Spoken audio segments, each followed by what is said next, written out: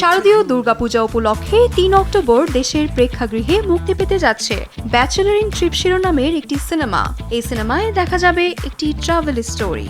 Corona পরবর্তী সময়ে রিফ্রেশমেন্টের জন্য কুয়াকাটায় বেড়াতে যাওয়া বেশ কিছু ব্যাচেলর গ্রুপকে নিয়ে এই চলচ্চিত্রের কাহিনী এগিয়ে যায়। লোকটা যদি একবার তোমাকে চিনে ফেলে তাহলে সমস্যা হতো আমাদের। আর সিনেমাটি মুক্তি উপলক্ষে রাজধানীর এক রেস্তোরাঁয় সংবাদ সম্মেলনের আয়োজন করা হয়। এই অনুষ্ঠানে উপস্থিত ছিলেন সিনেমাটির নির্মাতা নাসিম শাহানিক, প্রযোজক মামুনুর ইসলাম সহ সিনেমাটির কলা কৌশলীরা। এ সময় নির্মাতা ও প্রযোজক বলেন, আমরা অক্টোবরের 3 তারিখে পূজা উপলক্ষে মুক্তি দিচ্ছি ছবিটি।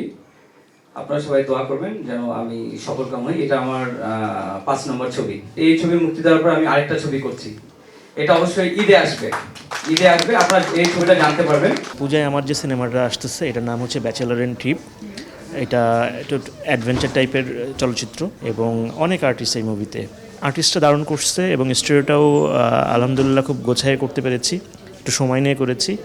আশা রাখি দর্শক চলচ্চিত্রটি উপভোগ করতে পারবেন। আমাজন ফিল্মস প্রযোজিত এই সিনেমাটিতে অভিনয় করেছেন শিরিন শিলা, সজল নূর, কায়েস আরজু, কচি খন্দকার সহ আরও অনেকে।